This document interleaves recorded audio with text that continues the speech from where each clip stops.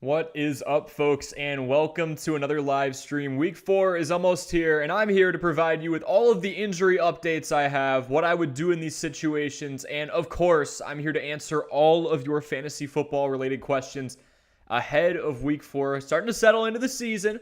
We are pushing for 800 subscribers. I've got the counter up here. Please subscribe if you have not already for daily fantasy content. The recent support has been absolutely phenomenal.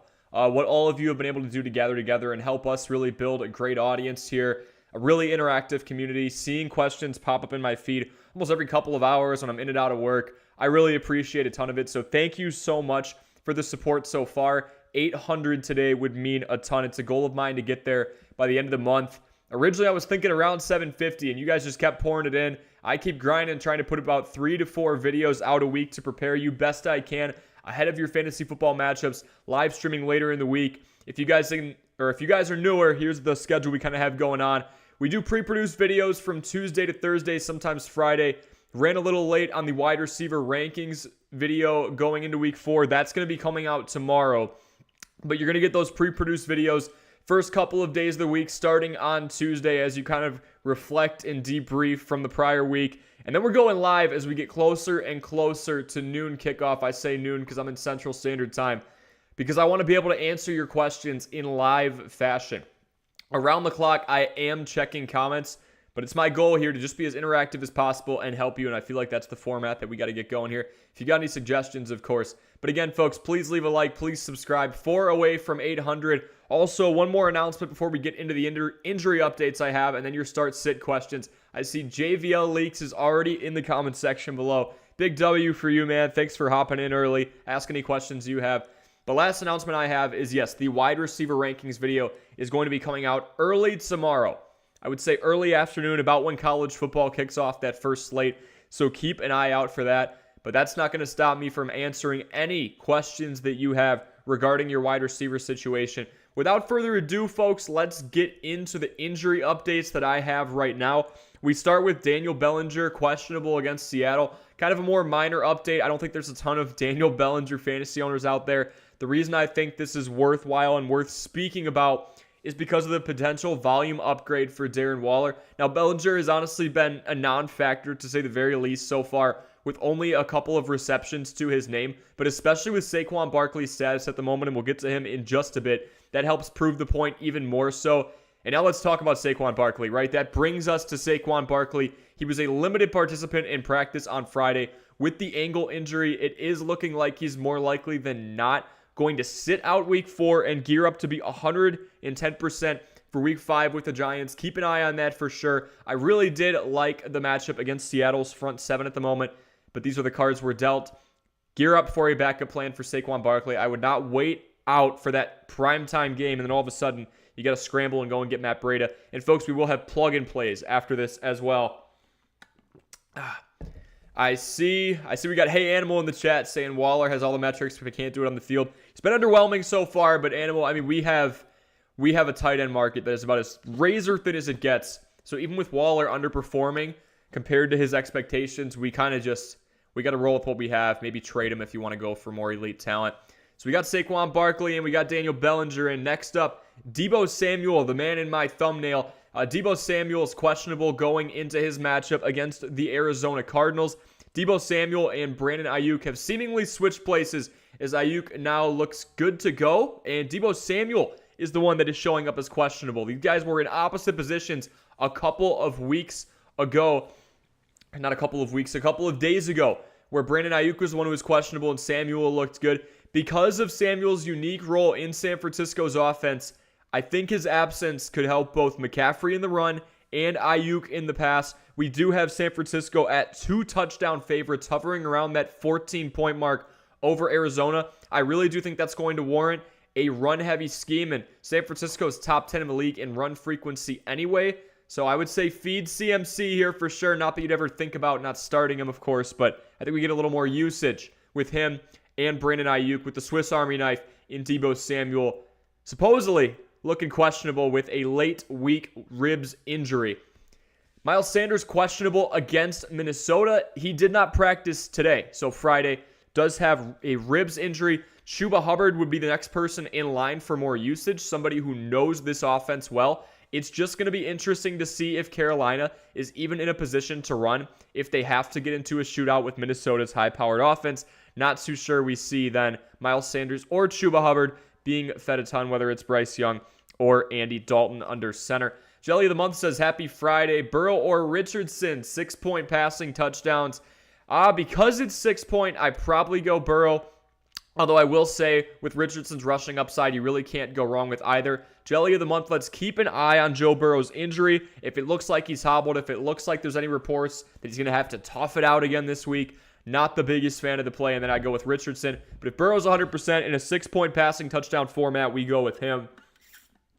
Again, folks, if you're just joining, we're doing injury updates, plug and plays. We'll go into those next. And please, please, please, ask any start-sit questions, trade questions, really any fantasy football-related questions in the comments section below. Again, we are, there we go, now I'm pointing in the right direction, at 796 subscribers. We've got a live counter there. I would appreciate any support, you spreading the word to your friends, your family members, maybe not your league mates, since we want to make sure that this advice is exclusive to you. But again, I appreciate the support so much. Trying to get to 800 in this stream. Now our plug and plays will go into sleeper for this one, and I want to start out with Roschon Johnson. Roschon Johnson is kind of a diamond in the rough. He's in a pretty poor offense in the Chicago Bears, if we're being honest. Low snap percentage for sure, but a gradual increase. I'm not going to act like 6% is groundbreaking, but we are seeing some pass catching involvement. It was really promising in the Green Bay game, considering that Chicago was in that thing through the first half. Roschon Johnson was getting dump-off passes. And even more interestingly enough, when Chicago was out of the game, when they were down 2 to 3 possessions to Jordan Love and the Packers, and I was there at Soldier Field, the depressed Bears fan that I am, crying about it, Justin Fields just wasn't throwing down the field. His reflex, his reaction, his decision was based on checkdowns, playing it safe, not pushing the ball down the field, and more times than not, it was Roschon Johnson running that route tree. I think he's an interesting play, especially in PPR leagues. I don't think we're getting enough volume on the ground. Once we see 10, 12, 14, 15 attempts, maybe. I particularly don't think that Khalil Herbert has done a whole lot to lose his job, so we'll have to keep an eye on that for sure. But look, all right, Roschon Johnson, a sneaky pickup. He is rostered in 61% of sleeper leagues. In my notes that I just updated about an hour ago, I have him rostered in 44% of ESPN fantasy football leagues, so he is a bit of a toss-up. All right, next one is going to be somebody that I hated on last year, and it was Ezekiel Elliott. All right, Ezekiel Elliott owned in 53% of leagues here in ESPN fantasy football. He is owned in 47%. Folks, keep dropping those questions in the comments section below. Thank you so much for joining me today. I'll get to those in just a moment. Running through your plug and plays, and then we'll get to you. Ezekiel Elliott, the running back 48 at the moment, getting more volume and volume per snaps. He's not in a whole lot, but with Ramondre Stevenson averaging in the ballpark of 3 yards per carry, we have a lot to be excited about with Ezekiel Elliott going up against his former team. Is there enough to... I love this headline. Ezekiel Elliott, tough to trust in revenge game, but the fact that it's even up for debate, I think, is a point of conversation. Looking more efficient than Ramondre in a relatively small sample size. Now, with Saquon likely not playing, we have another one in Matt Breida. Matt Breida, primetime game, Monday night. Running back 54, obviously, but if we look at the snap percentage, this is promising. He just wasn't used a lot. The Giants kind of leaned away from the run and went more towards the pass. When you have a snap percentage like that for a running back, I'd be expecting 15, 20, 25 touches.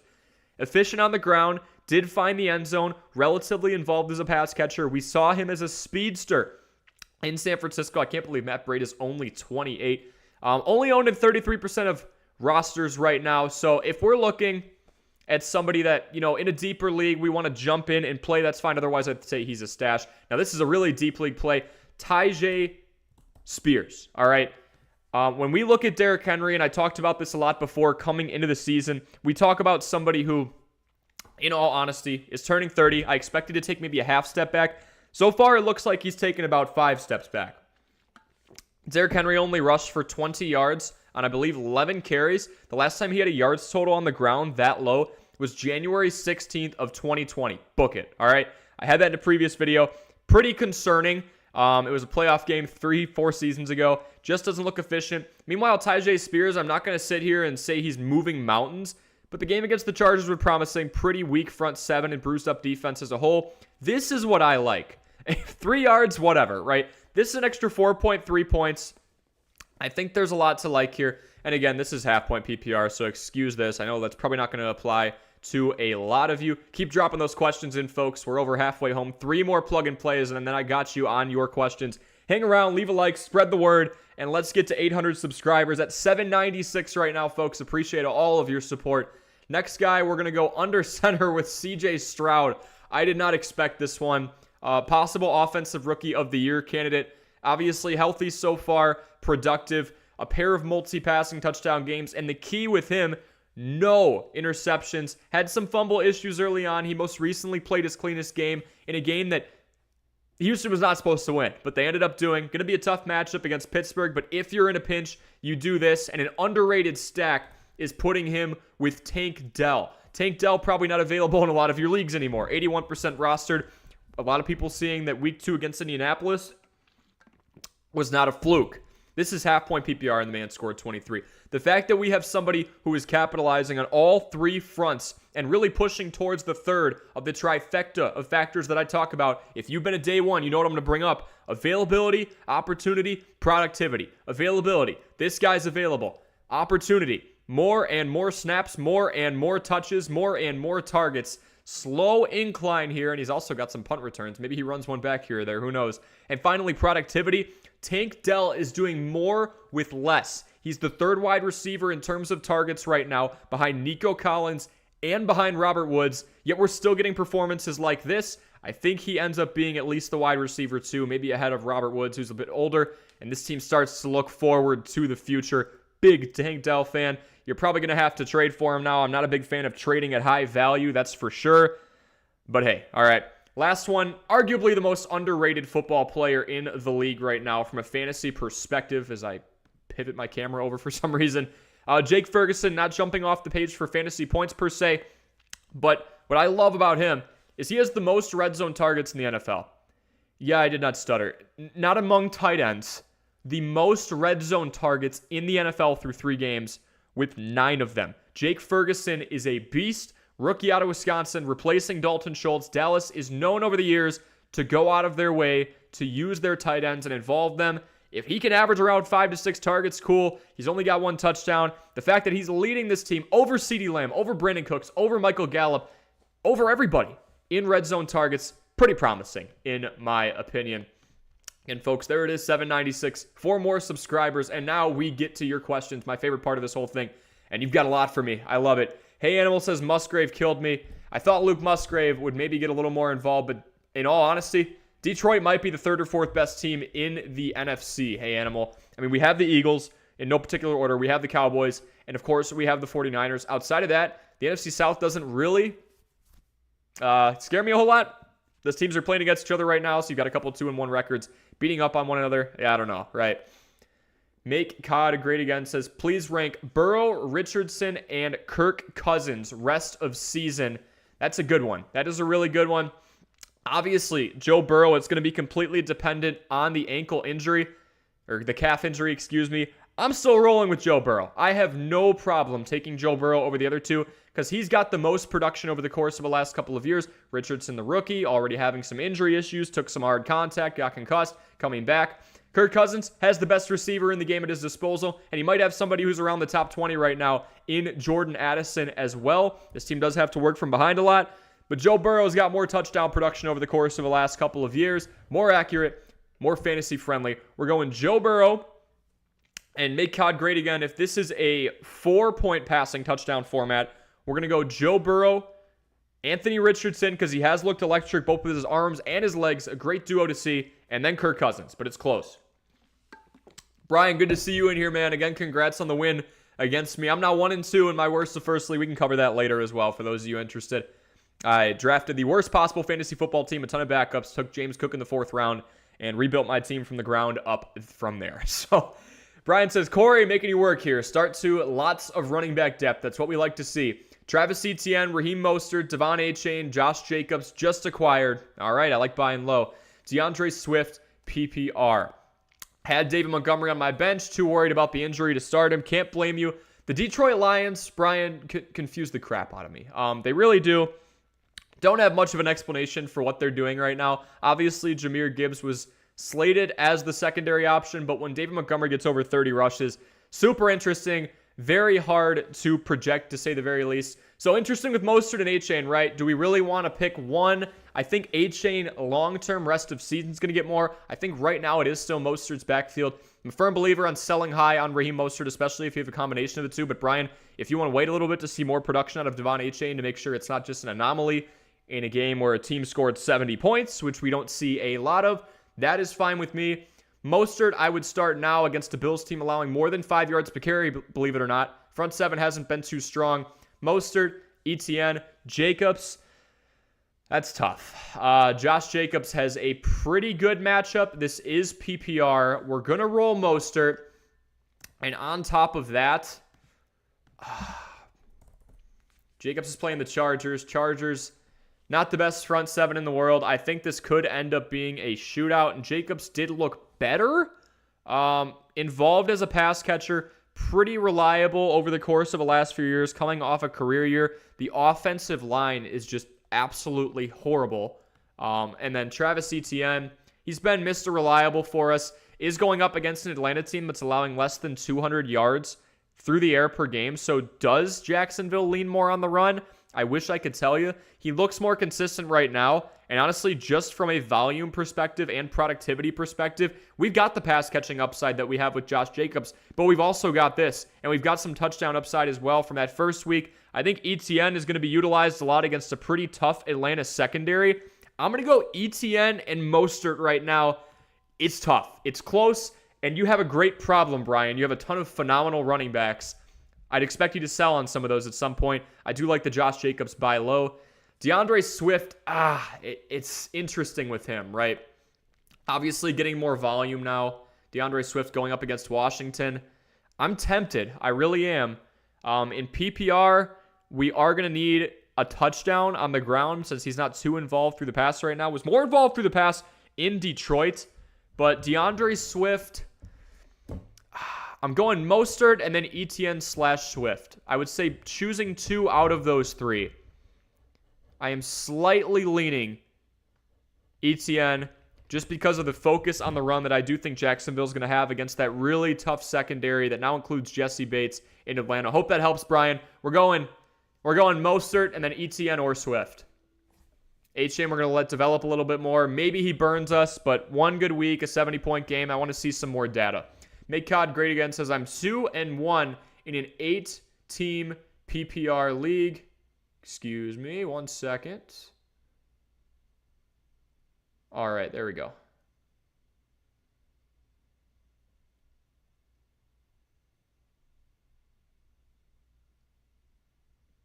Wait a minute. Tino's saying, can you guys hear me? Can you guys hear me on the stream? He just said, can't hear you. Oh, never mind, my computer. Okay, Tino, you scared the crap out of me. I'm like, have I been talking for 20 minutes and no one can hear me? All right. Make COD great again says 2-1 in an 8-team PPR. I was offered Josh Jacobs and Mike Evans for Bijan Robinson. What are your thoughts? 8-team PPR. Running backs are Bijan, Saquon, JT, Zach Moss, Kyron Williams, Dameon Pierce, Rachaad White, and Breece Hall. Wide receivers are Michael Pittman, Jalen Waddle, George Pickens, and Zay Flowers.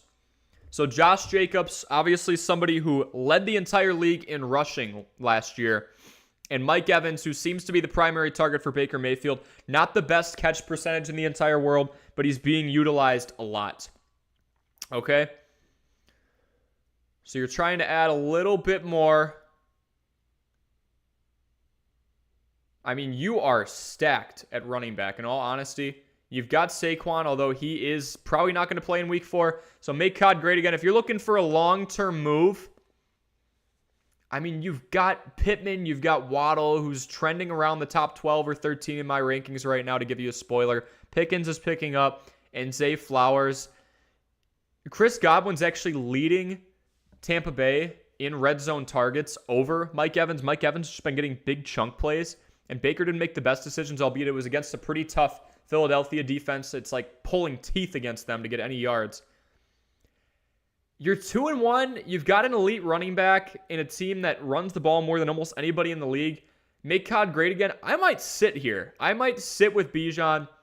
Because think about what you'd have for the next few weeks. You'd have Josh Jacobs, who hasn't looked great yet. You'd have Saquon, who's battling injury and is probably out for week 4. You'd have JT. We don't know when he's going to play. You'd have Zach Moss. We don't know what his role is going to be if JT comes back. Kyron, Pierce, Whitehall, phenomenal. But I think the elite upside in Bijan right now is worth it. I think you're taking a significant dip when you look at Josh Jacobs, and it's more so just the situation he's in with his offensive line. Barely has any yards before contact. I think he's under a yard in that category. I mean, he's getting stuffed right away. Mike Evans looks good, but you're pretty deep at wide receiver. I'd want to make more of a splash at receiver, considering you've got Pittman, who's persevering through poor, and not even poor, but ever-rotating quarterback play. You've got Waddle, you got Pickens, you got Flowers. I'm going to sit, make COD great again. That's what I'm going to do. Hey Animals says, Fields doesn't get it done this week. He's gone.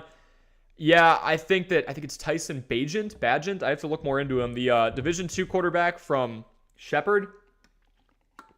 I think that he might get a chance with the Bears soon, because why not? It looks like they're going to win one game all year. K-Smooth says start Jake Ferguson or Donald Parham. Donald Parham's interesting, right? Because obviously no Mike Williams, Austin Eckler being doubtful. I think Jake Ferguson has shown us more so far. Leader in the league in red zone targets. K-Smooth, we're going to go with Ferguson. K-Smooth, I think it's my first time seeing you in here, so welcome to the stream. Hope you're doing well. Jelly of the Month says PPR trade, Javonte and Godwin for Ayuk. Still would have David Montgomery, which apparently is more of an asset than we thought. Ramondre Stevenson, Rashad White, Kyron Williams, and Roschon Johnson. Deep, deep room.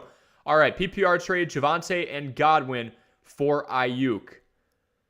So you'd be trading Godwin at a pretty low value. Not the biggest fan of that, in all honesty. If you want to sit on it a bit, I think Godwin's waiting to break out. I hate to use that term. But again, he leads the team in red zone targets. Really a phenomenal stat for a team that's pretty pass-heavy historically and could be using Rashad White a lot more. They're pretty invested in that 1-2 punch. Godwin is a 1,000-yard receiver over the course of the last couple of years. He actually has more targets over the course of the last 2 years than Mike Evans, but again, that's in the Tom Brady era. Jelly of the Month, I'm probably, because now Ayuk's coming off of injury, I'm probably sitting on Javonte and Godwin. I understand wanting Ayuk, but maybe we wait just a little bit more because I think Godwin's value can go up and maybe you can get somebody even better than Ayuk. Tino's time. If you're 0-3, send the deal. But if you're 2-1, 3-0, maybe not. If you're 1-2, we'll talk. Tino says, what's up? K-Smooth says, makes sense against the 49ers. Are we talking about...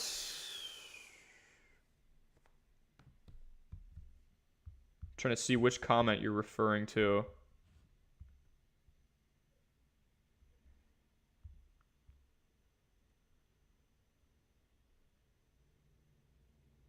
Because Niners are playing the Cardinals.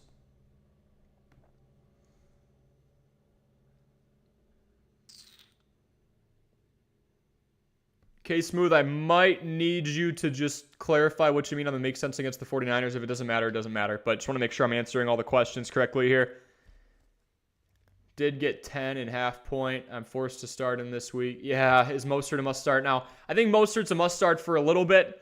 Not a ton of longevity because, again, 31-year-old running back, pretty extensive injury history. It's tough. Devon Achane actually did better. You know, there's people ripping me apart. I threw up a YouTube short about 2 weeks ago on Raheem Mostert saying it's time to sell high, and someone said, well, this didn't age well. I think it did. The guy just had a career performance in a 70-point game, 50-point difference between the two teams. And he's injury-prone, but has been having a couple of career games, really. The 2-touchdown game, you could argue, was almost a career performance. I would say Mostert is a must-start, at least in that matchup against the Bills. K-Smooth says, Packers game was bad. Yeah, I mean, the Lions are honestly just looking phenomenal. Top to bottom, Dan Campbell's built something really special. Wasn't sure about them destroying the running back room, you know, shipping off Jamal Williams, but he was going to be expensive, and DeAndre Swift. But Jahmyr Gibbs and David Montgomery seem to be an interesting dynamic. We haven't seen the full development of Gibbs yet, only a few weeks into his career. Montgomery's a bell cow. He's a workhorse, however you want to put it. He is like the Lions version of A.J. Dillon, right? He's going to get the tough yards, and he did that. Panthers in here says, let's get Corey to 800. Appreciate you, bro. Thanks so much. We've got T-Bone in. Happy I benched Jahmyr Gibbs. T-Bone, I think the Lions and Eagles are debating or kind of competing with one another right now to be the most confusing backfield in the entire league. Kenneth Gainwell for the Eagles was getting all the first-team reps towards the end of training camp. All of them. And then DeAndre Swift, doesn't get involved too much in week one. Boston Scott is Boston Scott, and Rashad Penny is making like $500,000. Really no financial ties to him. So, DeAndre Swift gets 2 touches in the first week, and then in the next couple of weeks, he's one of the best backs in the league, and now he's RB10 in fantasy PPR. I'm avoiding the Lions' backfield right now, if I'm being honest, because Jahmyr Gibbs is being ignored more than DeAndre Swift when he was healthy. But yeah, way to dodge that bullet, man. Jonathan Foster in here, good to see you. Pick 3, standard scoring. Thanks for that context. Mike Evans, T. Higgins, Amari Cooper, Brandon Ayuk, Jordan Addison. So cut and dry, right?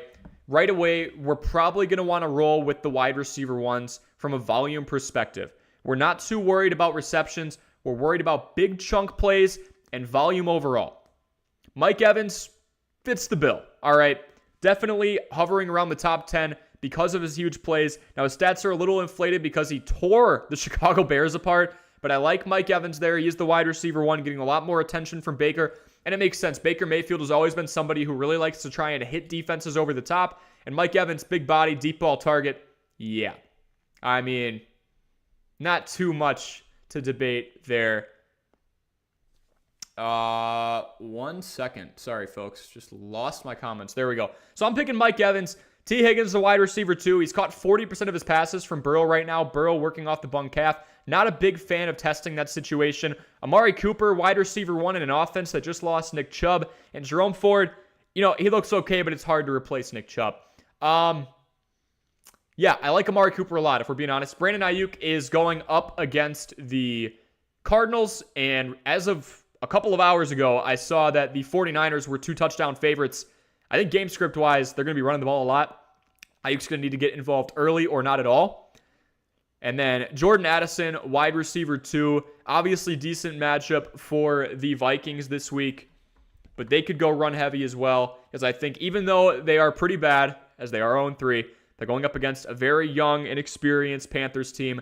So for standard, for the fact that we want volume, and we want people who are in good situations, I'm going to take the deep ball target for Baker Mayfield in Mike Evans, and I'm going to take Amari Cooper in an offense that now lacks somebody who was averaging over 5 yards per carry for his career in Nick Chubb. I think they go more throw heavy. It's what we saw the first week last week with Deshaun Watson, looking a little more confident. I'm going to Amari Cooper and Mike Evans, Jonathan. Hope that helps. Ray Gamer back in here. Good to see you, man.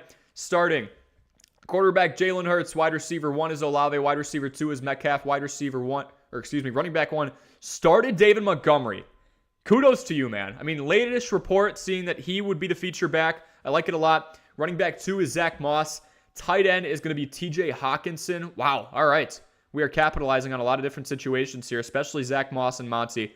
Flex, Barkley for now. Doesn't look like Barkley has the best odds of starting. Keep an eye on him with the ankle injury. Kicker is Jake Moody. Always love a kicker in a decent offense, and I would say that the 49ers are more than decent. Defense is the Eagles against the Commanders. Question is going to be below. All right, thanks, Ray. So we got, who should I start on my bench if Barkley is out? My bench is Dameon Pierce.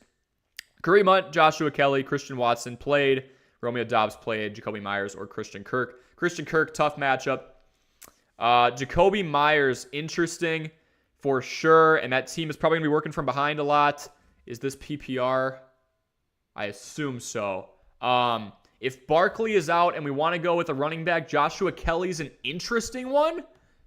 Joshua Kelly, definitely somebody I'd be open to exploring because it looks like Austin Eckler is doubtful. Just not too involved in the pass-catching end. So then we could get something ugly like this if he doesn't do well on the ground.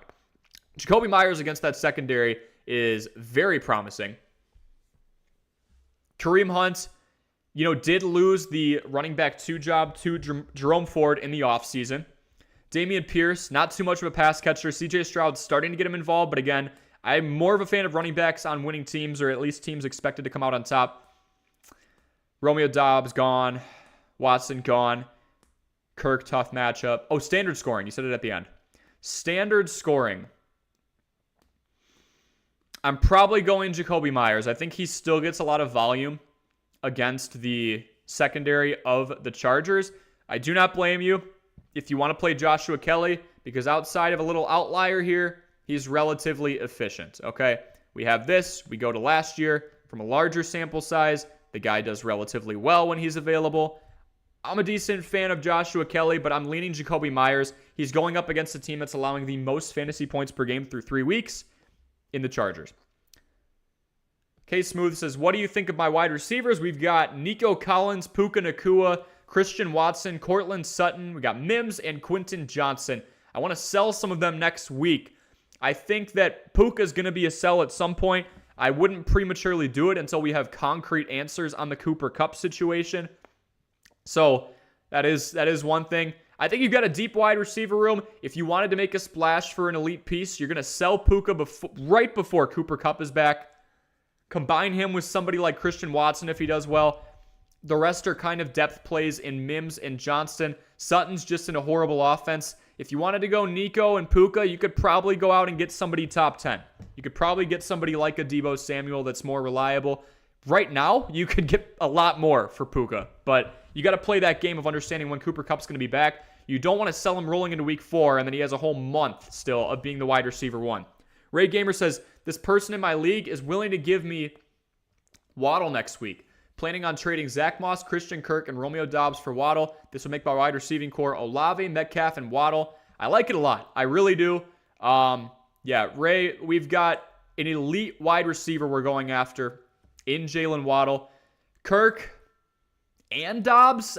Doubs looks like he could be the wide receiver 1. Obviously, Watson coming back on a bit of a pitch count. So we do have that storyline going on. I'd argue you could get better than Waddle. I really think you could. Maybe even a Jamar. You know, Jamar was being drafted in the first 3 picks overall, but you could ride off the fact that he didn't have the best first couple of weeks. Obviously, college teammates with Joe Burrow, the primary target, was on track to have a better year last year than he had his rookie year. Maybe we even go for a higher caliber wide receiver with that package. T-Bone says Swift is the truth. Swift is a juggernaut. I saw somebody on Twitter nitpicking a single read that he had, and everyone in the comments is like, dude, he had 6.1 yards per carry, went absolutely bonkers last week. Yeah, DeAndre Swift is phenomenal.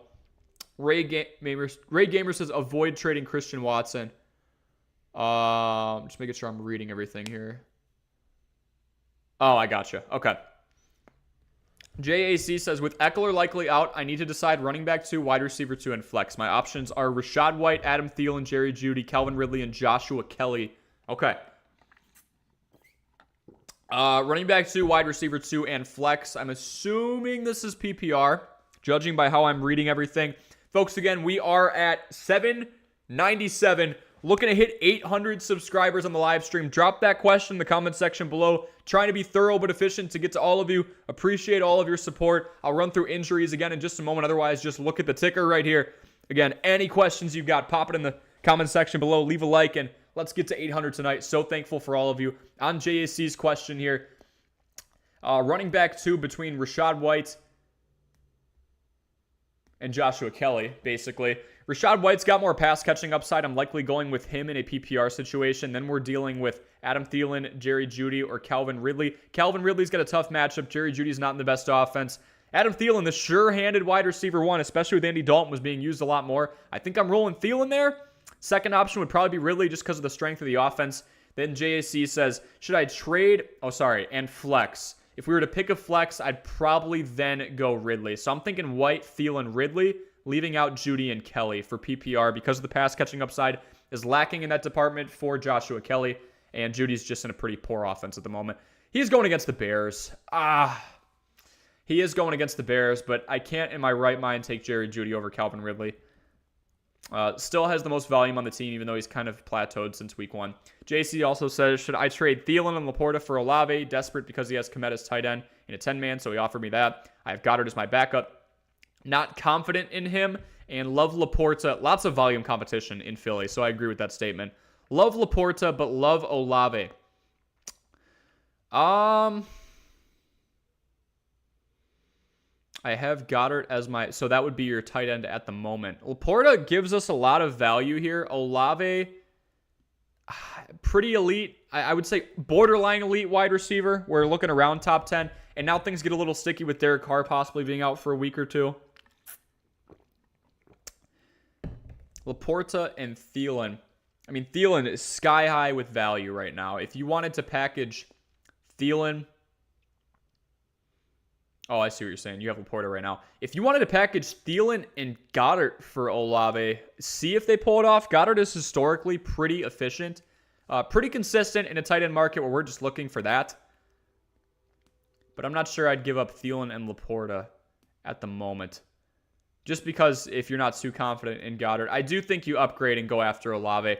Try it with Goddard first. If not, go with Laporta if you didn't already send the trade. I traded Hollywood Brown for Ramondre Stevenson. He accepted it immediately, so I kind of wish I tried to send him Judy first, competing with Mims and Sutton for targets, and just in a bad offense, right? But overall, I'm happy with it. Stevenson is running back 16, and Hollywood is wide receiver 24. JAC, I'm okay with Ramondre Stevenson. I think he might see a little bit of dip in usage because Ezekiel Elliott, A, is going up against his former team, but B, has looked a little more efficient. Ramondre Stevenson is a pass-catching running back who is getting in the ballpark of 60 to 70 targets a year. I mean, short career so far, right? Going into his third year. Projected to get around there. I like Ramondre Stevenson a lot. I say we go with him. That's a good trade for you overall. If you want to give me more context on your team so I can give you a more complete answer, that's fine. But I think him for Browns trade up, not bad. Ray Gamer, my other trade plan is Barkley, Moss, Kirk, and Dobbs for Eckler and Waddle. If I have to throw in one more guy, I will. I wouldn't go 5 for 2. At that point, we're really cleaning house and hurting ourselves with depth. I mean, Zach Moss is a legitimate player, especially if Jonathan Taylor stays out. Christian Kirk, looking like the wide receiver 1A/B. He's had more volume over the course of the last couple of weeks and more success than Ridley. Dobbs is looking like the wide receiver. You're giving up a lot of value. For Eckler and Waddle, I'd even go those 4 for Eckler and Chase. I really think that we can buy low on somebody who's a bit more valuable and the wide receiver 1 on his team in Jamar Chase. I wouldn't hate Barkley, Moss, Kirk, and Dobbs for Eckler, Chase, and have them throw something else in there. You're being really generous, man. JAC, should I trade Thielen and Rachaad White for Mostert? I am not trading for Mostert. JAC, I've got opinions on Raheem Mostert. Obviously nothing personal, but 31-year-old running back, extensive injury history. I've said this so many times. Raheem Mostert is a 31-year-old running back who has played 8 seasons in the NFL. 2 of them he played in full. He's played at least 16 games, right? Obviously, we switched to 17 not too long ago. I am really not a big fan of going out of our way to go and buy Raheem Mostert. I like the person who's selling him. Value is going to be pretty high. Depending on your situation at running back, we can see. I think Devon Achane ends up taking over that backfield long term. With that being said, you're not giving up a ton. Thielen's popped off. You're selling him high. Rachaad White. You do get an upgrade there. I would ask for Mostert and a throw-in. Worst player on their bench. Make it a 2 for 2. Keep it clean. Ronaldo Rincon says, would you drop Roschon Johnson for Elijah Mitchell? Thank you. No problem, man. I think it's my first time seeing you here. Feel free to ask any other questions you got. I'm here to help. Roschon for Mitchell. Roschon's pretty involved as a pass catcher. We could take a look at Elijah Mitchell here. There's always that looming question, is Christian McCaffrey going to go down? Elijah Mitchell, we got Roschon Johnson around the 40 to 50% snap mark. Yes, Elijah Mitchell had a decent week here. Tough defenses coming up in Dallas and Cleveland, but we've got bookends here in Arizona, and then Minnesota's horrible. Elijah Mitchell, Roschon's more involved, and so far no injury history. More involved as a pass catcher too. So, in all honesty, this is for Reynaldo. If we're talking about PPR, I'm a bigger fan of Roschon. More consistent snap percentage, obviously available. I like to toy with these 3 concepts, okay? We've got availability, opportunity, and productivity. Availability, are they healthy? Roschon is. Opportunity, are they getting touches and snaps? Roschon kind of is relative to Elijah Mitchell. Definitely is. Productivity, kind of, right? I mean, again, really small sample size, but so far, I would take somebody with 5.3 yards per carry.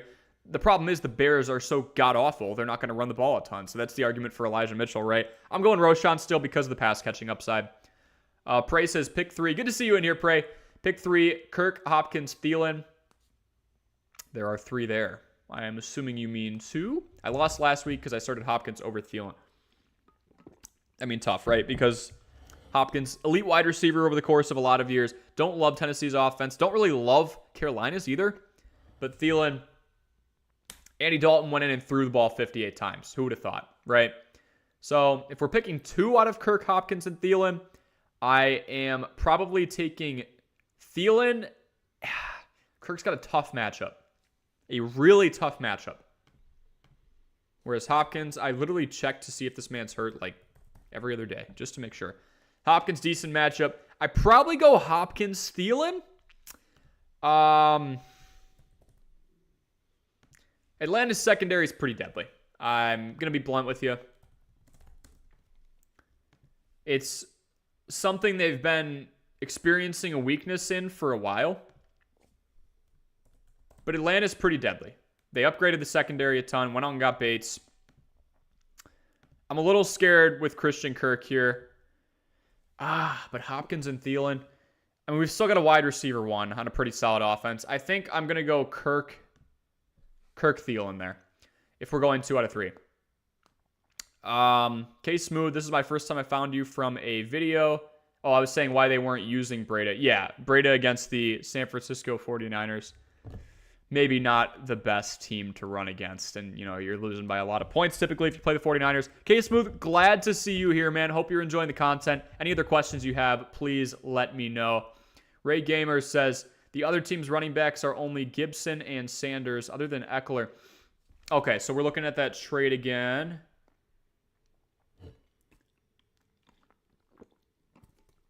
If we want our throw-in, go after Miles Sanders. He's hurt right now. And obviously not an offense that's in a whole lot of a position to run it. I will argue when they get Bryce Young back, they'll run it a bit more. But when you have a veteran quarterback who's played over 10 seasons in the NFL and Andy Dalton, I guess you just let him sling it.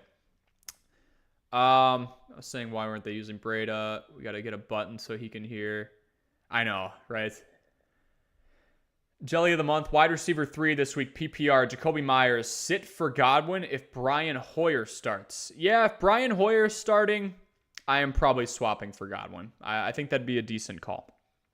Lucius Varenis, 44. Might be my first time seeing you. Welcome in, man. Hope you're doing well. Had a trade offered to me in a redraft league.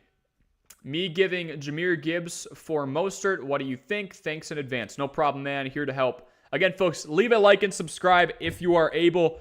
We are 3 subscribers away from 800. Trying to hit that goal tonight. Really, really appreciate all the recent support. Doing injury updates, answering all your questions.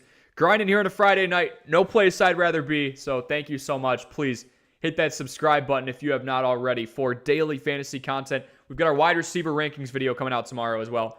All right, Lucius. Right now, Gibbs for Mostert from a usage perspective. I'm probably doing it. I think it's A-Chain's backfield sooner than later. But Mostert has been just going off. You know, as much as I want to say trade high on Mostert, sell high on Mostert, from a usage perspective with what we just saw with Dave Montgomery, we've seen that more times than not now. I mean, what do we expect here, right? I think Mostert, even if he starts losing more touches to A-Chain, it's tough. It is tough. In a redraft league, yeah. Depending on your record, okay? If you're 2-1, 3-0, we sit with Gibbs. If you need to make a move now and you got to go get some wins the next couple weeks, and you have a losing record, Lucius, we go with Mostert. Hope that helps. Ray says, have a feeling that Metcalf and the Eagles D will absolutely blow up this week. I could definitely see it. Let's see here.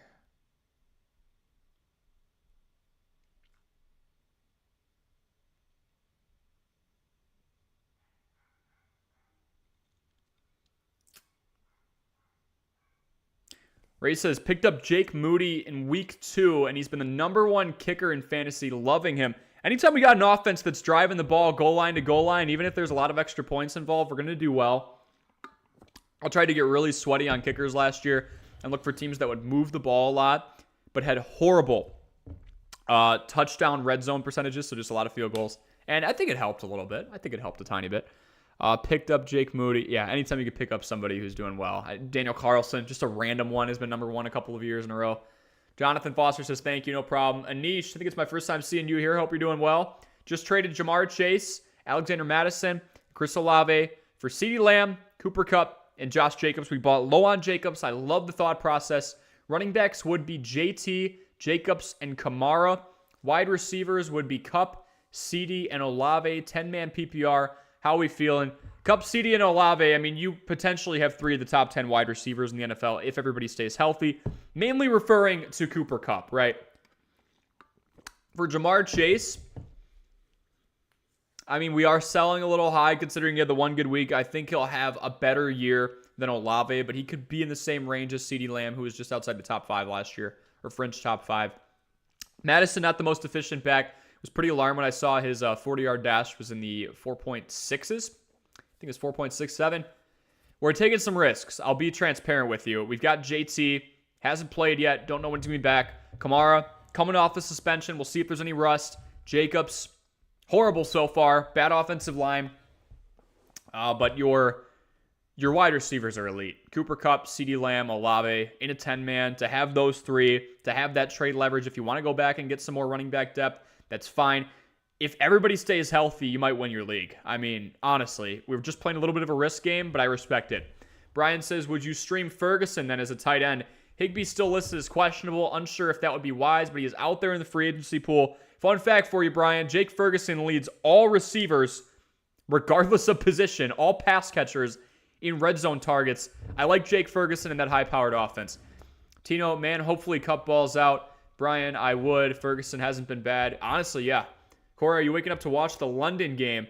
Corey's going to be going to his college town at some point tomorrow, and he might be out a little late, but as long as he's back, he will be watching the London game, and I'll probably be streaming early during the London game to answer any of your questions. So, yes, I will be. I'll have them on one screen, all of you guys on the other. Ray says, absolute steal for you. Solid team. I mean, I agree. You got a lot of upside there, Anish. I really do like it. Just need him to stay healthy, right? Russell Wilson's the GOAT.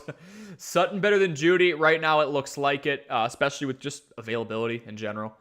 Tino says, went from Barkley and Eckler to Williams and Kelly.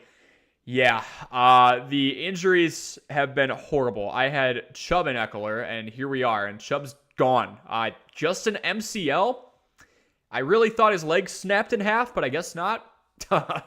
Yeah, insane stuff. Tino, thoughts and prayers are with you. At least Barkley and Eckler should be back in the next couple of weeks. Ray says that Tino, Chubb and Barkley owner here, but luckily drafted Montgomery and picked up Moss 2 weeks ago. Yeah, that's just improvising right there, right? High volume, and then high volume for both Montgomery and Moss. Both 30-touch games in the last 2 weeks. Also had Jamal Williams. I was a big Jamal Williams buyer. Really thought, especially, and he still could be, great complimentary piece, potentially alongside of... Not used to talking, I guess. I don't know. Endurance is bad today. Jamal Williams, complimentary piece alongside of Alvin Kamara. Was a big fan of it. I don't know, right? I'm not sure what's going on. Not really brought in for his efficiency, but he had the most red zone rushes of anybody by a pretty wide margin, so I thought he was going to be there for that. Oh, Kyren Williams, not Jamal. Kyren Williams looking solid, honestly. Heavily volume reliant. I think Ronnie Rivers is backing him up, and I think the Rams have had a little more time to work him into that RB2 role with Cam Akers being shipped away on like little to no notice, but we'll see. Jelly of the month. Half PPR, played Montgomery, need a running back too. Got Devon Achane, Roschon Johnson, and Saquon/Breda. Nice stack there, just in case one is out in Saquon. On Monday, other options. Half PPR, need a running back too. Between Achane, Roschon's digging pretty deep. You're dealing with a team that, yes, they're playing against the Broncos, but the Bears are just horrible. And we looked at Roschon. He's getting about 50% of snaps, or working towards 50% of snaps. Achane coming off a phenomenal day last week. I'm half PPR. If Saquon's healthy, we're going with him. It doesn't look like he's going to be in. I might go Devon Achane. Not a big fan of Breda in that matchup. Again, he did just play San Fran, so that's why he didn't do the greatest. Probably going Achane, if not Breda. Roschon's just not there yet. He's got some pass catching upside, but again, I don't expect the Bears to run the ball a whole lot because they're losing a lot of football games right now. So Ronaldo says, awesome. No problem, man. Edward, good to see you in here, man. Yo, PPR, start Kirk, Jacoby, Addison, or Breece. If we're picking one, Jacoby Myers has the best matchup in the entire league going up against the Chargers. Christian Kirk, wide receiver 1 in a tough matchup. Breece, not a ton of volume and a running back. Addison, a mix of everything, right? The wide receiver 2 in an offense that has a decent matchup this week. I'm probably going Jacoby or Addison. Kirk's got a pretty tough matchup. Tough to say. No, it's tough. Because at the end of the day, you got to line it up and look at who's going to get usage. Jacoby's the wide receiver 2. Addison's the wide receiver 2. Breece not getting much use. I'm probably rolling Kirk, Edward. I'm probably rolling Kirk, if not Jacoby. Kirk or Jacoby. Jelly of the Month says, Jameson Williams is back next week. Where do you rank rest of the season? No clue. I mean, honestly, might be a bust. I hate to say it, but when you've got somebody who hasn't played a whole lot, now he has the gambling problems, was a first-round pick, has the one big catch, and he has to compete with not only Amon St. Brown, but Josh Reynolds, who has looked awesome, Khalif Raymond, Sam Laporta. I'm not messing with Jameson Williams until further notice. Angelo says, how do you feel about Gabe Davis this week?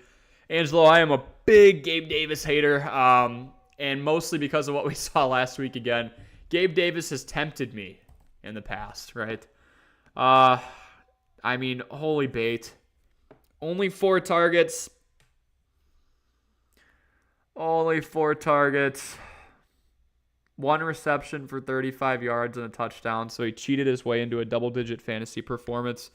Week before, it was nicer. Honestly, one of the better lines we've seen out of him. I mean, this stuff is just tempting, right? 3 catches for 171 yards and 2 touchdowns. So much variability for Gabe Davis. So much variability. It's a fun, high-powered offense. He is going up against Miami's secondary. Wouldn't be shocked, Angelo, if Gabe Davis went out and put up 20. Wouldn't be shocked if Gabe Davis went out and put up 5. Matchup-wise, out of all the weeks I would think about taking Gabe Davis if I ever did, this might be one of them. I'd say this is one of the best textbook matchups we have. Great Gamer says my week 2 was the best looking lineup. Jalen Hurts, Chris Olave, DK Metcalf, Nick Chubb, Saquon Barkley, TJ Hawkinson, David Montgomery, Jake Moody, and the Eagles defense. Wow. All right. Holy cow. Obviously, some things have happened since then. Chubb goes down. Barkley goes down. Montgomery in and out. Moody and Eagles D always looking good. Hurts always looking good. Metcalf looking good. Yeah, running backs are going to be the bane of my existence. We know we're going to get injuries. They have a short shelf life, but Chubb being out rest of season might be one of the most tragic things that we have. Tino says, I'll be live. Honestly, Ray, it's still phenomenal lineup. You'll persevere, I'm sure. Really tough break with the running backs. Tino says, I'll be live 8 a.m. Get hyped. Let's go, Tino. 8 a.m. live streams, my favorite. Smile Sky, I think it's my first time seeing you in here. Feel free to like and subscribe if you're enjoying the content. And of course, I'm answering your question here. Ask me any other questions that you have. Going with, would you trade Garrett Wilson, Javonte Williams, Romeo Doubs, Elijah Moore for Olave and Zay Flowers? My running backs are Eckler, Aaron Jones, James Cook, Mostert. Wow. Wide receivers are Lockett, Wilson, Puka, Thielen. So we're going to 4 for 2. Garrett Wilson not in the best situation. Did the Jets go out and get somebody? I don't know if Trevor Simeon's the answer per se. Javonte Williams, not in the best offense. We could see how he's done so far. Romeo Doubs done this week, but looking like the wide receiver 1 potentially. Kind of a toss-up, right? Kind of a toss-up. 3 subscribers away, folks. I appreciate you stopping in. If you could hit that subscribe button, and of course, ask me any questions you have in fantasy this week. Injury-wise, start sit, trades, anything. Let me know. We're here to help here on this Friday night. Grinding away. That's the wrong Williams, Corey. Let's get Javonte. There we go. Even across the board, nothing crazy, so I get you dealing him. Not sure his value gets much higher. Garrett Wilson, Javonte Williams, Romeo Doubs, Elijah Moore for Olave and Zay Flowers. If they have a better... If there is somebody else along with Olave and Zay, I know you can't gut somebody's wide receiver room and expect them to make a deal with you. I don't hate it. Maybe get a throw-in. Go 4 for 3. Garrett Wilson, even with all the hindrance of having Zach Wilson as the quarterback for the time being, I'd say is the best player on your end of the deal. Obviously, Olave for them. I would do Garrett Wilson and Javonte for Chris Olave right now, I think. Zay Flowers, is he worth Romeo Doubs and Elijah Moore? I don't know. I don't know if you have to throw Elijah Moore in there. Maybe go 3 for 2. Love the backfield. Eckler, Jones, James Cook is one of my favorites. Not just because I took him in my worst of first league, but James Cook, 6.1 yards a carry, a running back 1 on a winning team. 8 of the top 10 running backs in standard PPR right now are on winning football teams. It's just a great scheme to follow because they're going to chew the clock when they're up. Love the team, man. Maybe we pull more from the deal. Tino says, come hang out if you are up. I'll try to get up. We will see. I'm going to try and get up by like 9 or 10. We'll see. I'm going to try and be on for at least an hour, hour and a half. So we will go from there. Ray, playing Monty last night was such a good feeling. My opponent only played Gibbs. I had Montgomery. So the score is currently 35.1 to 5.1. Can we get a W in the chat for Ray? That's a bold. I don't want to say bold, but that's a call that paid off. So W's in the chat for Ray if you're watching. Ray's up 32 to 5 after Thursday off of one player in Montgomery against one player in Gibbs. Yahoo Fantasy says 66% precipitation in the London game. We're doing our weather research. I like it. As of now, that just makes me want to start Myers more. Yeah, I could see it. I believe they play indoors, if I'm correct. I feel like if I play Kirk, he'll have 28 yards on 2 catches, 6 targets. Hopefully not, but that's his floor. Yes, but also, is that a game that they could possibly lose, and then Kirk gets more usage? It's going to be a tough game against Atlanta. Really tough secondary. If you want to roll Myers, that's fine. Completely fine, considering the weather. I'll be honest with you right now. In my rankings that I'm releasing tomorrow, we may have Christian Kirk over Jacoby Myers, but Myers is a phenomenal matchup. And Myers also... Actually, do I? I don't know if I do. I think Myers might be above him. I got to go back and look. I'm okay with Myers in that matchup, and then you've got the rain in London. Yeah. Ray says, 797 subs. You'll get 1K. I can feel it. 1050 here. I love fantasy football. Makes football more entertaining. For sure fun to watch, other than watching my Steelers.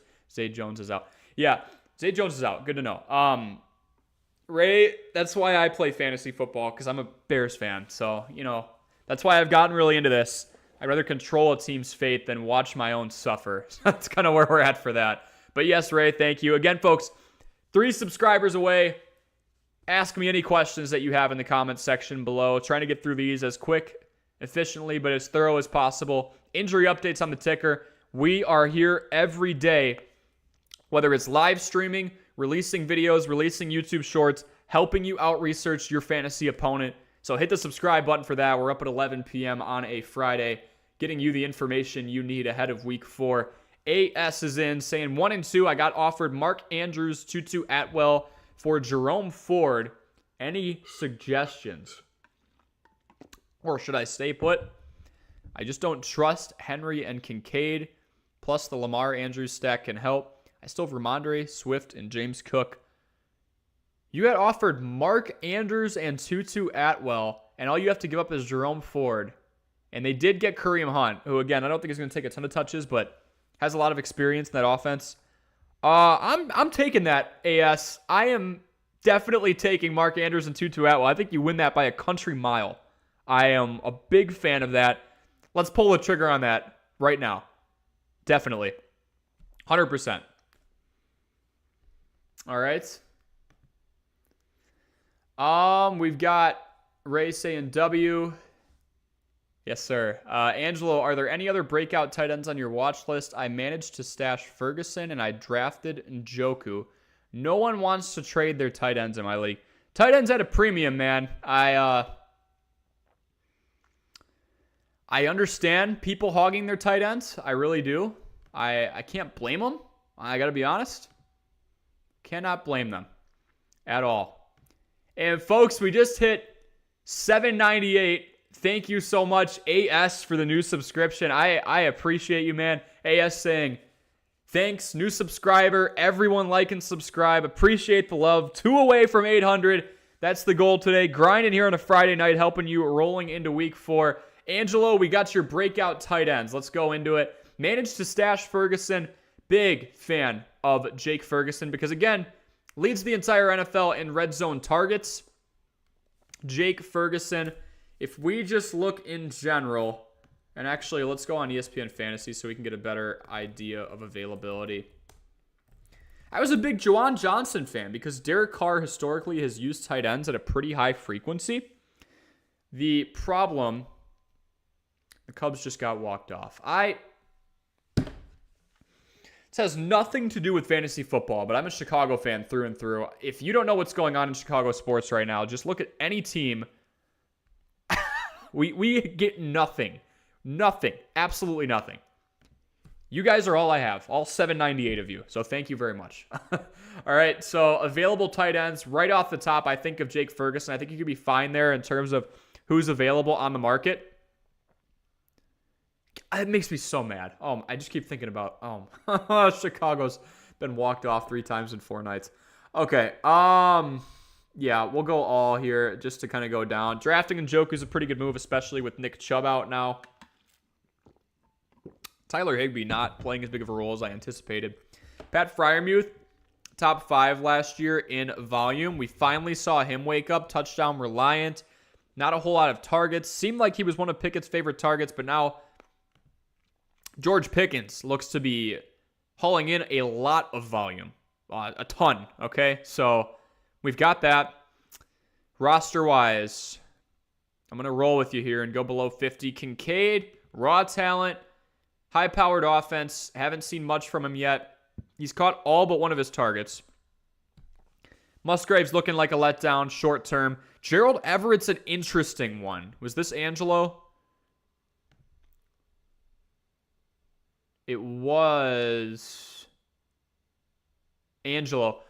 I don't hate Gerald Everett. Mike Williams goes down. Austin Eckler might not play this week. Streaming tight ends. Gerald Everett's coming off of a career year. If we look at Gerald Everett in 2022, again, he was somebody who kind of just stuck around when Mike Williams went down, when Keenan Allen went down. He's back at practice, so it looks like he's good.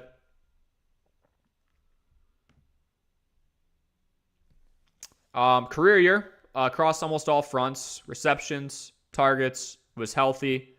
Again, availability, opportunity, productivity. Receiving yards, not too many throws down the field, 4 touchdowns.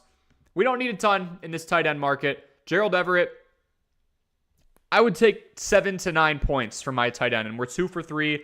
Las Vegas, not the best defense in the world. And if we look at how they're doing against tight ends, they allow what would that be, the 5th most points to tight ends. I like Everett. Okonkwo got hot last year. We could roll with him. Not a big fan of this offense. I'm a much bigger fan of the Los Angeles offense. So I'm probably more confident with Gerald Everett. You've got probably the best man on the market in most leagues right now in Jake Ferguson. Outside of that, we're kind of taking risks. Hayden Hurst had a nice week at one point. Dawson Knox has to compete. Was big on Juwan Johnson coming into this year and not panning out so far. He's getting decent volume. I mean, 12 targets through 3 games is not optimal. But I would go Jake Ferguson, Gerald Everett, Chigo Okonkwo in that order. Jake Ferguson, I mean, tight end 11 on a team that's historically used tight ends. I'm not going to make the comparison to, Jason Witten or Dalton Schultz, but they get used a lot historically through Romo's era, through Prescott's era.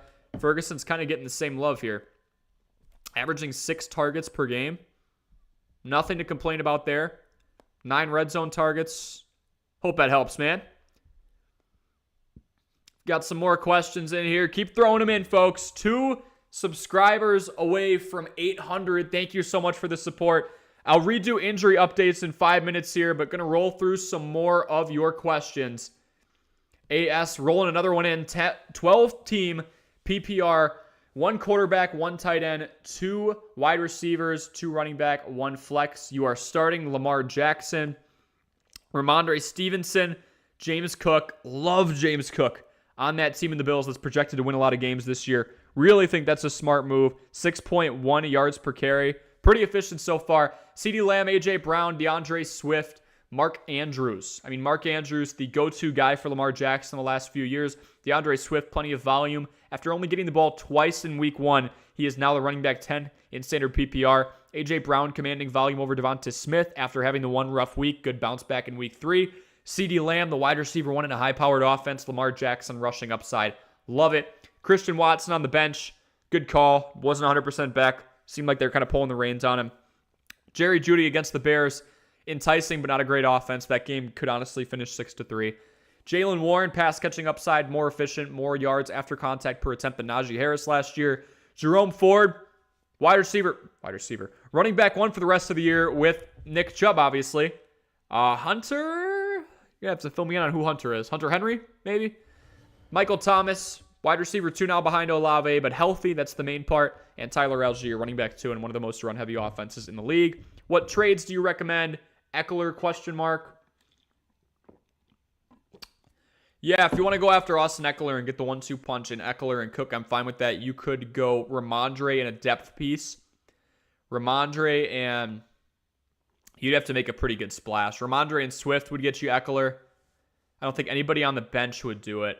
Otherwise, if you want to go after a stronger wide receiver 3, we could go Jeudy and Watson and go after somebody in the T. Higgins range. Then you have Lamb, Brown, Higgins. Otherwise, I like the team, especially in a 12 team. Tino says, woo, go Brewers. Tino, you're a White Sox fan. Okay. Here we go. I don't even know what to say to that. That's all right. Yeah, you guys are something else. Okay. It hurts, Tino. I'm in a lot of pain, man. But you know what? We'll just suffer together, won't we? That threw me off. Yeah, that threw me off. Ray says, I'm a White Sox fan, Bulls fan, and Blackhawks fan. I am sorry, man. I am sorry. We're going through it. I mean, Bulls just paid a lot for Zach LaVine. We'll see how they pan out. Blackhawks got Connor Bedard. I'm excited to see that one. Ray says, I'm from Indiana, but close to Chicago. Yeah, we get bad luck with the Chicago teams. I mean, everybody's in the dumps right now. Tino says, that's what Cubs fans get after acting like you won the World Series after the Morel homer. Specifically that White Sox game. That's what you have the issue with, huh? That's fine. That is fine. I'm going to take this on the chin. And folks, there it is. 801 subscribers. We hit 800 tonight. Thank you so much. I'm not going to just cut the stream on you. We'll keep answering your questions. Goal was like 750-ish by the end of the month. Goal is really just to help all of you out and grow as much as possible. Support we've gotten this season so far is so overwhelming and humbling. Thank you so much for just stopping in tonight. Little Friday night grind session. You guys are amazing. Seriously, thank you so much. In college, I majored in broadcast journalism. I'm, in the workforce right now, calling games, doing sports reports. Talking about sports is what I want to do. This was kind of just a fun side project, and I've really become passionate about it the last year. And it's because of that. It's because of the support that you guys give me. It's because of the support in the comment section. You guys are amazing. Thank you so, so much. Holy cow. What an awesome landmark tonight. Tino says, still love you, Corey. Love you too, man. Sox, Cubs. There's a rivalry, but now we both suck. So there we go. Ray says, Steelers were the first team I ever watched in an NFL game in 2009.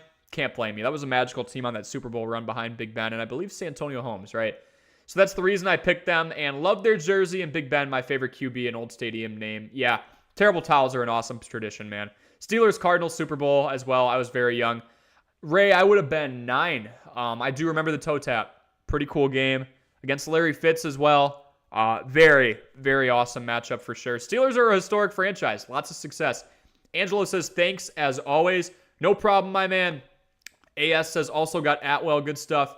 Hey, AS, I saw you in a different live stream too. So Ray and AS are just traveling through the fantasy football community together.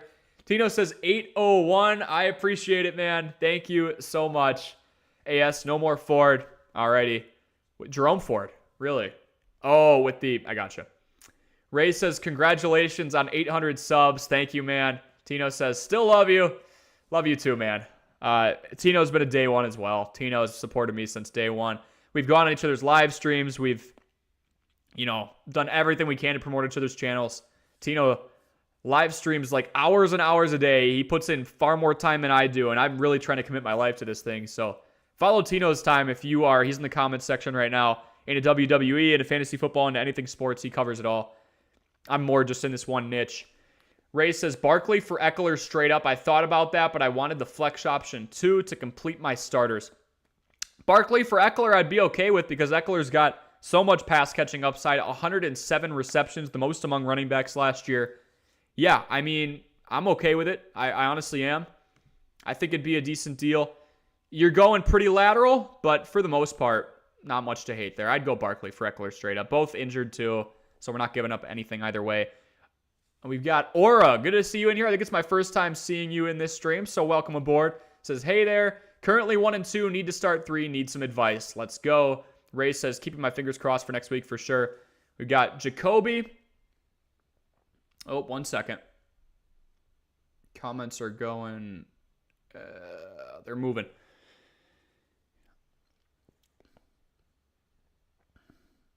Tino asking if Ray plays Animal Crossing. Okay, Aura says Sutton.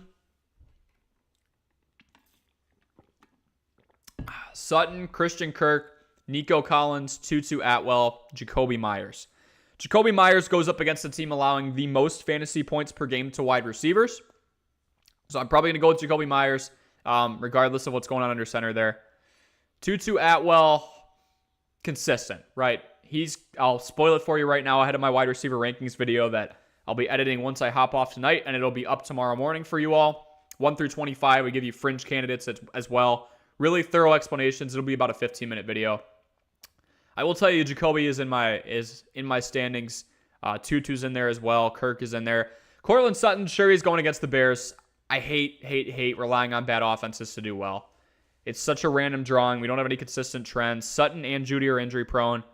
Don't love the Sutton play. Nico's got some volume competition with Tank Dell and technically Robert Woods, but I don't hate the Nico play. I'm probably going to go, because Nico's a fringe for me. I'm probably going to go Jacoby in that awesome matchup. Tutu Atwell in a pretty high passing volume offense alongside Puka, lining up opposite side more times than not. And Christian Kirk, even though it is a tough matchup, if the rain starts pouring in, we go Nico. But Tutu and Jacoby for sure, and then between Nico and Kirk. Tino says, we can both suffer this winter. Yeah, I don't know what to do about Chicago sports. Quite honestly. The Bears are quite possibly the worst team I've ever laid eyes on. The Bulls topped out at the play-in tournament. Cubs are doing this. Blackhawks were the number 1 overall pick. They have Bedard now. Looks pretty good in preseason. Yeah. Tito says 199 to 1,000. Let's go. Yes, sir. Huge fan of the growth. Ray does play Animal Crossing. First to notice. Yeah, Animal Crossing and Minecraft are fun, man. Just got into Minecraft a couple years ago. Wasn't too big into it, but things you discover and become infatuated with during COVID for 500, right? Got into it myself. Let's see. Tino got 1,000 hours of Minecraft of Animal Crossing in during COVID. That's pretty cool. Aura says, thanks for the advice. Definitely will be watching. Keep up the great work. Thanks for the response. Anytime, any other questions you have, we are here to help you out. Thanks so much for the support, Aura. Hope you have an awesome night and good luck this week. Ray says, in 8 leagues in Yahoo. Actually doing good in all of them except one. I thought I was crazy. I'm in 6 leagues. That's pretty cool. That is pretty cool. I respect the grind. I will say that. So, 8 leagues, really. And you're doing good in 7 of them. That's pretty impressive. That league is cursed. I have 6 injuries on that team. I mean, that's just going to happen. When you spread that wide of a net, you're going to get all those injuries. On one team, I've got Deontay Johnson on the IR. I'm missing Austin Eckler. I'm missing Saquon Barkley. And who else? Puka's been injured, but playing. Brandon Ayuk I have. Yeah, it's rough. It is rough. But Ray, I respect it. 8 leagues. If you've got questions in any of those other leagues, let me know. These Smitty, 2 running backs to start. Dameon Pierce, Josh Jacobs, Alvin Kamara. Pierce has not looked efficient.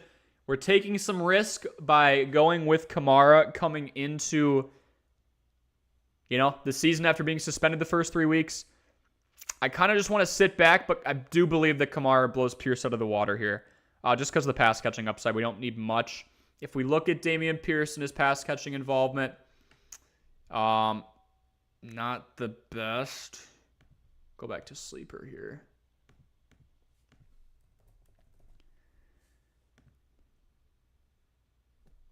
I mean, 3 targets a game, it's getting better. His struggles on the ground, not the most promising sign. Yet to break 40 yards, around 50% of snaps. His secondary in Devin Singletary. Starting to see an increase in reps and productivity. I don't think there's a whole lot of ties to Pierce. I'm going to go Kamara and Jacobs. Really rough start for Jacobs. Extremely rough start for Jacobs.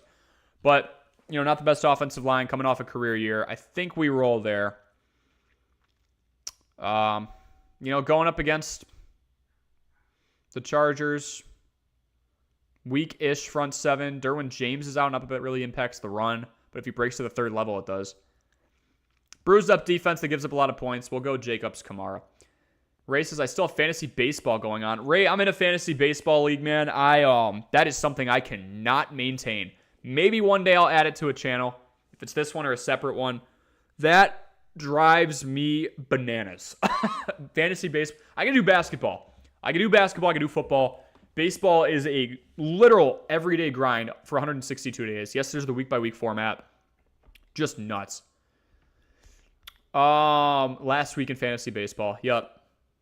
So I'm assuming the championship's going on, Ray? Or are you in the playoffs?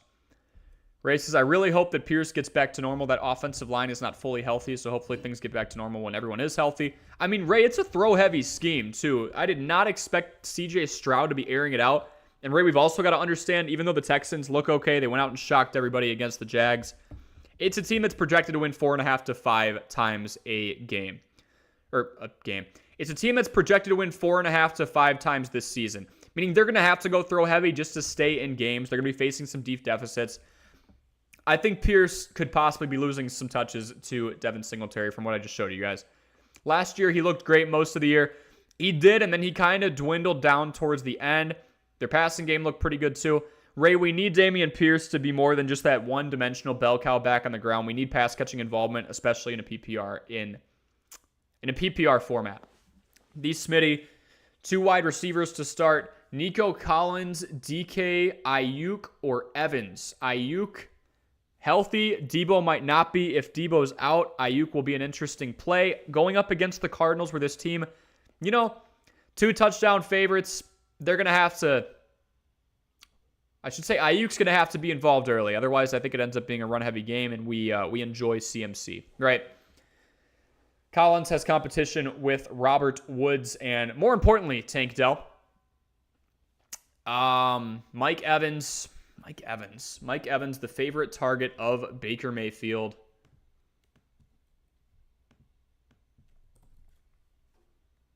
Right, going up against New Orleans. If we look at...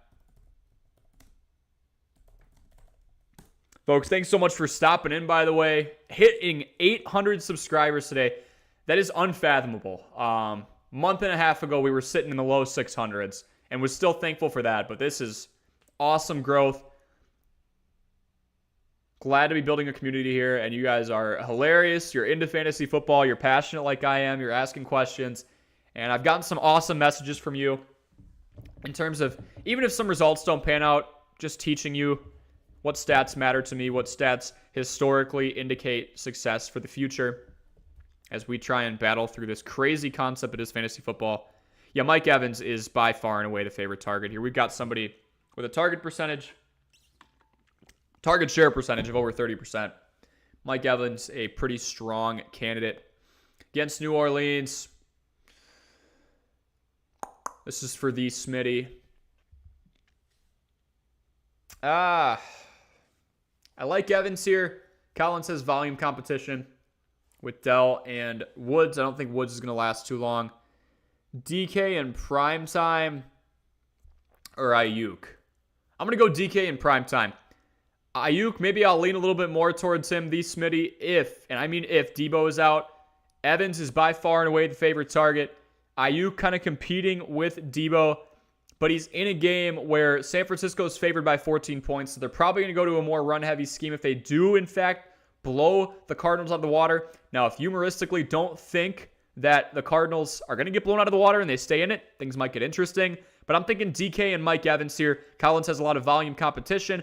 Ayuk could compete with Samuel and might just get into a game where it ends up being run heavy. And if he doesn't score the first touchdown or two and it's George Kittle or somebody else, we might be SOL.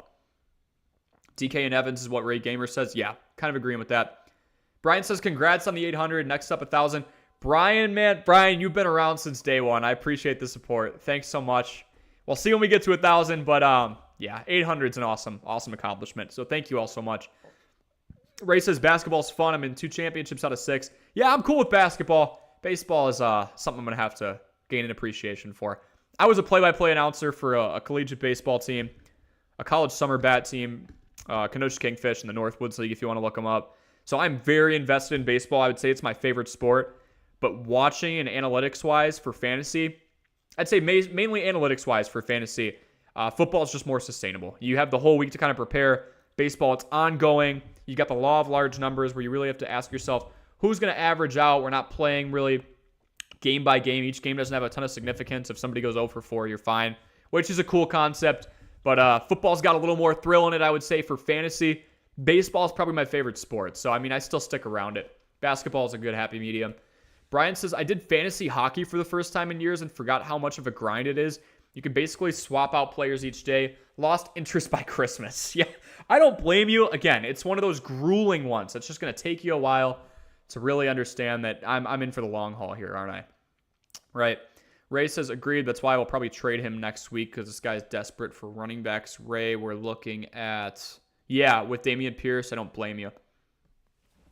Smitty's saying, Evans struggles against Lattimore. If we are going to swap out Evans, even though he is a favorite target and Baker seems to be taking a lot of chances on him, not the best catch percentage in the world, but again, this is tough to deny, especially with the Reds. He doesn't even have a lot of red zone targets. Godwin has more, but he just gets those big chunk plays. But historically, that is a good point. Tough matchup. Then we go DK and Ayuk, I would say, out of the other two, if you don't like Evans here. Ray says DK and Olave are consistent so far. Absolutely. Can't forget that DK got stopped at the 1 and then hurt in week 2 and then came back and still did good. Gets injured often, but comes back. It seems like Olave did drop a touchdown last week. Yeah. Olave had a pretty strong game against the Packers, but yeah. NFC South's a little more impressive than I anticipated. I will say that. I'm going to do a quick run through the injuries again, folks. Ray says, tough one to hold. And on Monday Night Football, apparently Olave didn't get both feet in for a touchdown. So both of these guys get bad luck for touchdowns, right? It's like the Jahmyr Gibbs play in week 1 where he could have broke free and people could have been more of a believer in him from the start. Now we've got Montgomery with 30-plus rushes. I think DK scores this week for sure. Olave with Jameis. Jameis Winston's a good volume passer. One of the better backups in the league. Number 1 overall pick at one point, right? We go... We're going to run through these injuries again real quick for you folks. Daniel Bellinger, questionable against Seattle. Not a ton of Bellinger fantasy owners out there, obviously, but potential volume upgrade for Darren Waller, especially with Saquon Barkley being, looks like doubtful now. Bellinger has been a non-factor so far, but with Saquon's status, this helps. Again, Barkley looking like he's leaning towards the doubtful status against Seattle. Limited participant in practice on Friday with the ankle injury, looking like he'll be more likely than not to sit out and gear up for week 5. Debo Samuel questionable against Arizona. Debo and Brandon Ayuk pretty much switching places. Ayuk's healthy now, Debo not. Ayuk looks good to go. Samuel showing up as questionable with the ribs injury. Because of his unique role in San Fran's offense, Samuel's absence could be helping McCaffrey and Ayuk. Again, Ayuk's going to have to get involved early if this game gets blown out of proportion. Miles Sanders questionable against Minnesota, not practicing today with the ribs injury. Chuba Hubbard would be in line for more usage behind him. Somebody who knows this offense, going to be interesting to see if Carolina is even in a position to run, if they have to get in a shootout with Minnesota's offense. Plug and plays, Roshan Johnson, Ezekiel Elliott, Matt Breida. If Barkley's out, Tyjae Spears, more of a stash. CJ Stroud, Tank Dell, underrated stack if you're injury prone, or if you got an injury prone team. Jake Ferguson, NFL red zone target leader at tight end. Ray says, I love Jameis because I'm a Florida State fan. Yeah, man, he was great. Played baseball for Florida State too. Threw over 90 miles an hour, and then he's also an NFL quarterback, so pretty cool stuff. Alex says, Corey, congrats on the 800. Thank you so much, man. I appreciate it. Was thinking about Thielen versus Tank Dell. Interesting concept. Ended up getting Tank Dell on waivers, but don't know if he's worth throwing in over Myers as a flex, PPR. Over Myers in that matchup against a Los Angeles Chargers team allowing the most amount of fantasy points to wide receivers and allowing the most passing yards per game at 337. I'm definitely going Myers here. I feel like he's got more upside. Tank Dell's close. Thielen's close. But I think I have the most confidence in Myers. And then Myers and then Dell at the moment. Doing more with less. A lot of down the field targets that have gone well. Thielen's been getting more usage on second thought. We're going to go Myers, then Thielen, then Dell by a hair. By a hair. Ray says, love the Jameson Mariota era when they were in college and rookies. Mariota at Oregon was different, man. And then RG3 at Baylor around the same time, a little bit before. That was different. Alex Descharme, yeah, Alex saying, I know Thielen was very red zone dependent, so don't know who to choose. Went with the younger player. And I don't blame you, especially when you look at... So, Alex, are you choosing between Thielen and Dell, or are you saying should one of those guys swap in for Myers? Just want to clarify. In this order, I'm going Myers, then Thielen, then Dell at the moment. Because we've got more volume to rely on. And again, Thielen, red zone dependent. But if he's got the involvement, let's go. This is also a team that's probably going to have to pass the ball a lot to keep up with the Vikings. And it's a good matchup. That's why I like Thielen more. Ray says, I put in waivers for A-Chain, Palmer, Dell, Thielen. Got none of them. But I got Dobbs in waivers. Romeo Dobbs, underrated, man. Exploded in preseason last year. Looking like he'll be more involved. Seems to be Jordan Love's favorite so far. It was between him and Jaden Reed. Just added Myers off of free agency yesterday and added Kelly today. That's what it's all about, man. Just improvising, right? So, Alex, yeah, in this order, I'm going Myers, then Thielen, then Dell. Thielen, awesome matchup, more volume, more red zone involvement so far. Dell, lots of upside. Lots of upside. Robert Gadboys, good to see you in here. I think it's my first time seeing you in the stream, so welcome aboard. 10-team full PPR. I have Hurts, A.J. Brown, Puka Nacua, Saquon Barkley, Raheem Mostert, Keenan Allen, Kyle Pitts, Calvin Ridley, Miles Sanders in a 10-team. Marquise Brown, Jordan Addison, Nico Collins, and Kareem Hunt. Any trades, 3-0. If you're 3-0, you sit with that team, man. Let's keep it simple. Let's keep it simple. You've got the Jalen Hurts and A.J. Brown stack. You have an electric player in Puka Nacua. Now, if there's any trades to be made in a couple of weeks, if Cooper Kupp does come back, let's package Puka with somebody on the bench. Maybe a Nico Collins or Jordan Addison or Marquise Brown. And from there, let's go out and get ourselves another pretty good wide receiver. Let's go get ourselves a top 15. If we go Puka and Jordan Addison, I think we could do something pretty special there. Yeah. I mean, we could go for a top 10, to be honest. We can go out and get Olave. If you want to go Puka and Nico Collins for Olave, Puka and Jordan Addison for Olave, big fan there. Not going for a lot of trades in a 3-0 scenario here. Puka and somebody on the bench could be a package to look for in the future if we get in trouble injury-wise or we want to spin some deals. Ray saying I play in all 10 teams, by the way. Yeah, Ray, that's good happy medium, right? I do a lot of 12s, 10s.